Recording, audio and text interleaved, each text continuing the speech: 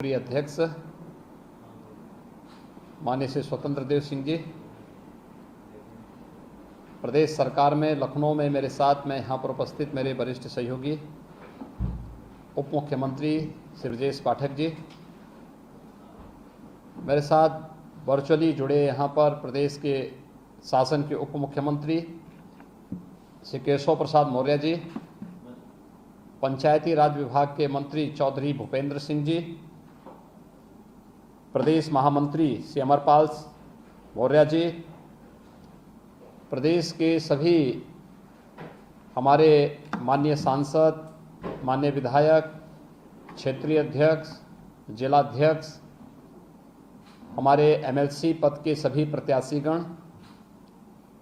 और जितने भी हमारे जिला पंचायत के अध्यक्ष, क्षेत्र पंचायत के प्रमुख, जिला पंचायत के सदस्य, क्षेत्र पंचायत के सदस्यगण और उपस्थित सभी भाइयों बहनों, 4 बजे से हमारा ये संवाद होना था, लेकिन हर अच्छे कार्य में बाधा आती है और अच्छे कार्य की सफलता इसी पर निर्भर होती है कि उसमें बाधा कितनी आ रही है। आज भी इस कार्य को प्रारंभ करने के ठीक पहले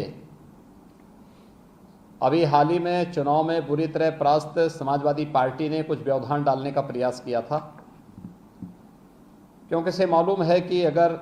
हमारे पंचायत प्रतिनिधि जागरूक हो जाएं तो फिर न केवल भ्रष्टाचार बल्कि गुंडागिर्दी भी पूरी तरह समाप्त हो सकता है। और इस दिशा से उन्होंने इस कार्यक्रम को न होने देने के लिए पूरी एड़ी चोटी एक लगाई थी। लेकिन मैं धन्यवाद दूंगा प्रदेश अध्यक्ष जी को कि उन्होंने मेरी अनुपस्थिति में इस कार्यक्रम को आगे बढ़ाने का कार्य किया और मैं आभारी हूं भारत निर्वाचन आयोग का, जिन्होंने हर प्रकार की आपत्ति को दरकिनार करते हुए इस कार्यक्रम में शामिल होने के लिए मुझे अनुमति दी और आज मैं आप सबसे संवाद बना रहा हूं। मुझे बहुत प्रसन्नता है कि यहाँ पर हम लोग लगभग 20,000 तो प्रत्यक्ष रूप से यहाँ पर वर्चुअली जुड़ रहे हैं और हर एक जगह पर 5 से लेकर के 50 तक सदस्य एक साथ बैठ करके हमारे साथ इस कार्यक्रम के साथ जुड़ रहे हैं। एक बड़ी संख्या प्रदेश के अंदर क्षेत्र पंचायत और जिला पंचायत के सभी सदस्यों की एक संवाद के कार्यक्रम से हमारे साथ जुड़ रही है। कुछ चीज़ें हैं कि आप सामान्य तौर पर विकास की कुछ आधारों पर कार्य करते हैं। क्षेत्र पंचायत स्तर पर हमारे क्षेत्र पंचायत के सदस्य और क्षेत्र पंचायत के प्रमुख कार्य कर रहे हैं।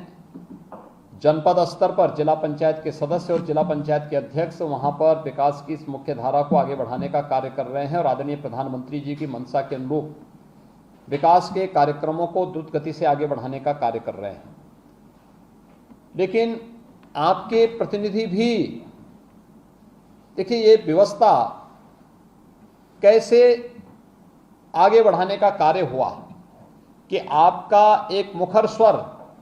विधानसभा में भी गूंजता हुआ दिखाई दे, विधान परिषद में गूंजता हुआ दिखाई दे, प्रदेश की उच्च सदन में गूंजता हुआ दिखाई दे। इसके लिए 36 ऐसे सदस्य पूरे प्रदेश के अंदर चुने जाते हैं और प्रदेश के अंदर चुने जाने वाले इन 36 सदस्यों में से आज मुझे बताते हुए प्रसन्नता है, मैं धन्यवाद दूंगा उन सभी क्षेत्रों के मतदाताओं को जिन्होंने हमारे 36 में से 9 यानी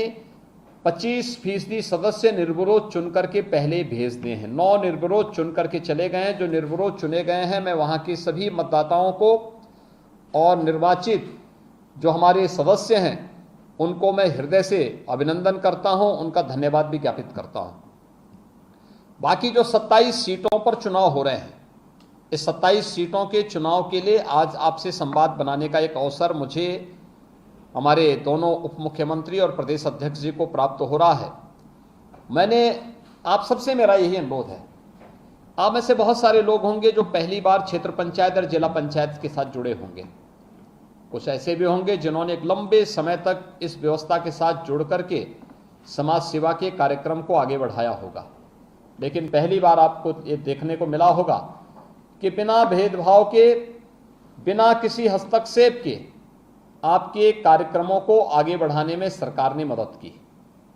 कोई भेदभाव आपके साथ नहीं किया। किसी भी प्रकार का कोई भी प्रताड़ना आपकी नहीं की, कोई शोषण नहीं होने दिया और एक व्यवस्था बनाने का काम किया। बल्कि हमारी सरकार ने पहले कार्यकाल में क्षेत्र पंचायत में, ग्राम पंचायत में, जिला पंचायत में कुछ मूलभूत सुधारों को आगे बढ़ाते हुए ये ध्यान दिया कि कैसे हम अपने सदस्यों के सम्मान की रक्षा करते हुए उनके कार्यों को और भी तेजी के साथ आगे बढ़ाने का कार्य कर सकते हैं। और खास तौर पर अगर इस मामले में हम देखते हैं तो पहली बार क्षेत्र पंचायत सदस्यों को एक निश्चित बैठक भत्ता देने की कार्रवाई प्रारंभ हुई। क्षेत्र पंचायत प्रमुख को एक निश्चित मानदेय देने की कार्रवाई प्रारंभ हुई। जिला पंचायत के सदस्यों के लिए भी और जिला पंचायत के अध्यक्ष के लिए भी यह व्यवस्था बनाई गई। और यही नहीं, जनता के द्वारा चुने गए इन जनप्रतिनिधियों को सुरक्षा बीमा का कवर देने का काम भी पहली बार हुआ है। सरकार ने इस मंशा को बहुत स्पष्ट किया है कि क्षेत्र पंचायत को हम लोग मनरेगा से अधिक उनके साथ हम उनको उन कार्यों के साथ जोड़ सकें, इसका अधिकार भी हम इनको देने की कार्रवाई आगे बढ़ चुकी है। और इसीलिए जो सरकार आपके माध्यम से विकास को प्राथमिक रूप से आगे बढ़ा करके विकास की जो महत्वपूर्ण धुरी होती है, ग्राम पंचायत, क्षेत्र पंचायत, जिला पंचायत, यहां से चुने गए जनप्रतिनिधियों को सम्मानजनक ढंग से आगे बढ़ने के लिए प्रेरित कर रही हो, प्रोत्साहित कर रही हो, उनके साथ मिलकर के कार्यक्रम को आगे बढ़ा रही हो, मुझे लगता है उससे जुड़े हुए जनप्रतिनिधि जब आगे बढ़ेंगे तो न केवल विकास होगा बल्कि उस विकास का श्रेय आपको भी मिलता हुआ दिखाई देगा। और इसीलिए मैं आप सबसे मेरा अनुरोध होगा, भारतीय जनता पार्टी ने इन सभी 27 सीटों पर स्वयं अपने प्रत्याशी खड़े किए हैं और भारतीय जनता पार्टी के सभी प्रत्याशी जो शेष 27 सीटों पर जिनके बारे में भी प्रदेश अध्यक्ष ने अभी आपके सामने कहा है, वे सभी प्रत्याशी आपके बीच में, वे सभी पूरे प्रदेश के अंदर अपनी अपनी सीटों पर प्रचार कार्य कर रहे हैं। मेरा आप सबसे अनुरोध होगा कि देखिए, प्रदेश में भारतीय जनता पार्टी नेतृत्व की एक लोकप्रिय सरकार का गठन हो चुका है। प्रदेश की जनता ने, जिसमें आप सभी भी उसमें एक मतदाता थे, भारतीय जनता पार्टी को अपना आशीर्वाद दिया और 25 मार्च को आदरणीय प्रधानमंत्री जी के सानिध्य में उत्तर प्रदेश में एक लोकप्रिय सरकार का गठन हो चुका है। सरकार ने अपना कार्य भी प्रारंभ कर दिया है। हमारी सबसे पहली परीक्षा होगी जब आप सभी मतदाता जो क्षेत्र पंचायत, जिला पंचायत और ग्राम प्रधान, माननीय विधायक, माननीय सांसद, ये सभी लोग मिलकर के अपने अपने स्थानीय निकाय के प्रतिनिधि के रूप में विधान परिषद के लिए सदस्य का चुनाव करेंगे। और मेरा आप सबसे अनुरोध है, 9 सीटों पर पहले ही भारतीय जनता पार्टी विजय प्राप्त कर चुकी है, यानी 36 में से 9 सीटों पर निर्विरोध 1/4 सीट पर हमारे सदस्य पहले ही विधान परिषद के लिए उनका चयन हो चुका है। शेष 27 सीटों पर भी जो चुनाव चल रहे हैं, बिना किसी भेदभाव के, मुझे लगता है जब सरकार कोई भेदभाव नहीं कर रही है, न जाति, न मत, न क्षेत्र, न भाषा, न किसी भी प्रकार से कोई भेद नहीं, सबका साथ, सबके विकास के इस भाव को आगे बढ़ाने का कार्य कर रही है, तो उसी भाव के साथ मेरी आप सबसे विनम्र अपील होगी कि भारतीय जनता पार्टी के अधिकृत प्रत्याशियों को हम भारी बहुमत से अपने अपने क्षेत्रों से विजयी बनाने में अपना योगदान दें। क्योंकि भारतीय जनता पार्टी का प्रत्याशी जो जीतेगा, विजयी होगा, तो वह उस क्षेत्र के विकास के लिए पंचायत प्रतिनिधियों के से जुड़ी हुई समस्याओं को सदन में उठाने के साथ साथ उन समस्याओं का समाधान करने और आपके साथ एक बेहतर संवाद का एक माध्यम भी अपने अपने क्षेत्र में बन पाएगा। प्रधान होंगे, क्षेत्र पंचायत और जिला पंचायत के सदस्य होंगे, प्रमुख होंगे, जिला पंचायत के अध्यक्ष होंगे, चेयरमैन होंगे, मेयर होंगे, ये सभी के साथ संवाद बनाने का एक बेहतर माध्यम ही बनते हैं और वह आपकी बात को सदन में रखने का एक माध्यम और सरकार तक पहुंचाने का भी एक माध्यम बनेंगे। मुझे लगता है जब सरकार एक जैसी विचारधारा की हो, प्रदेश में हो, केंद्र में है, इसके साथ ही अगर क्षेत्र पंचायत और जिला पंचायत में भी ज़्यादातर में भारतीय जनता पार्टी के ही हमारे ब्लॉक प्रमुख और जिला पंचायत के अध्यक्ष बने हैं, तो क्षेत्र पंचायत के सदस्य भी और जिला पंचायत के मान्य सदस्य भी ज़्यादातर हमारे साथ में हैं। ग्राम प्रधान भी हमारे साथ में हैं। तो आपके द्वारा चुने गए प्रतिनिधि भी भारतीय जनता पार्टी के पक्ष से विधान परिषद में आए और विधान परिषद में आपके जनपद, आपके क्षेत्र, आपके उस पूरे समग्र विकास के लिए आपका एक प्रतिनिधि बनकर के प्रदेश सरकार के साथ संवाद बनाने के लिए आगे बढ़कर के काम कर सकने में अपना योगदान दे सकें। इसके लिए आप सबका आह्वान करने के लिए ही आज मैं आपके बीच में यहाँ पर आया हूँ। मेरी आप सबसे अपील होगी कि 9 अप्रैल को चुनाव है और 9 अप्रैल को महाअष्टमी की तिथि भी है। तो मुझे लगता है कि उसमें हमारी पहली प्राथमिकता होनी चाहिए देवी मंदिर में हम दर्शन तब करें, पहले अपना मतदान करके फिर माँ देवी भगवत जगदम्बा माँ भगवती के दर्शन करने के लिए देवी मंदिर में जाकर के फिर वहाँ पर अपना पूजा अर्चना करें। उस दिन